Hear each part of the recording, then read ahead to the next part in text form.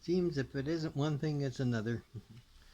Today's message is called The Plight of Humanity. I wrote this little article for a bulletin some time ago, but I like to share some of the stuff that I wrote as well as in video. As I was hoping to record some of this in audio, but never had the opportunity or grace enough from certain areas to be able to bring it out. It's called The Plight of Humanity. In Romans chapter 1, verse 1 through chapter 2, verse 16.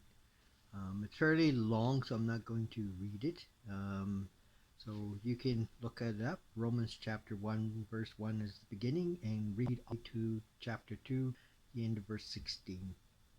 Here in Romans, Paul's primary focus is set exclusively with priority to not only humility but also redemption.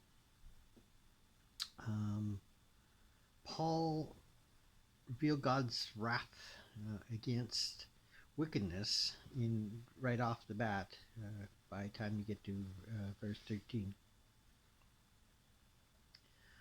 The word suppress means to hold down, to restrain, but I like a ball underwater.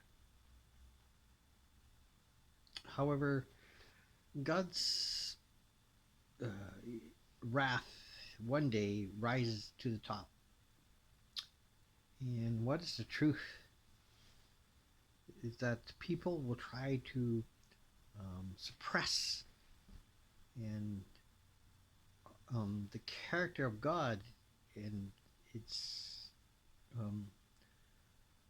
calamities we have revealed is one of a creator. Yahweh's divine nature is revealed in everything he has made. Everything. God is an invisible spirit. In Colossians, he has placed a reflection through all of creation. In Romans 1:21 through 23, he indicates individuals worship the creation rather than the creator. Indeed, in a lot of shamanistic theology, they have a tendency to worship animals, the big bear, the big snake, the dragon, the both mythological and reality. They could see and understand nature, but God the nature of God, but rather than glorify God, they found substitutes. You can't see them, you can't feel them, you can't touch them. So we get all these little idols made of images of stone and wood and how we feel God looks like and we as to represent what God is. Unfortunately, it becomes God to a lot of people in our nature of not necessarily superstitious nature. When man turns away from God and his truth, his or her ability to perceive what truth is becomes impaired. It's like having a bottle of wine.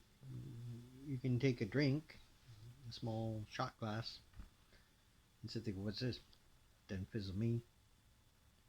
Drink a whole bottle in one chug, as I did a bottle of sherry in my younger age. Why, Rhonda? Can have dire consequences of you passing out the floor. You cannot navigate your way home, and not to mention other gut-wrenching situations that may develop. But our vision after a bottle of wine also becomes impaired, and we don't see things necessarily as what we think we should. Everything seems clear, but the fog and the verger doesn't put them exactly where it is, almost like a mirage.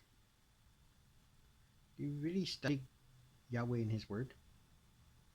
Take notice somewhat of the descending order: man, birds, animals, and reptiles. God people have gone from bad to worse, creating deities from weaker creatures than us.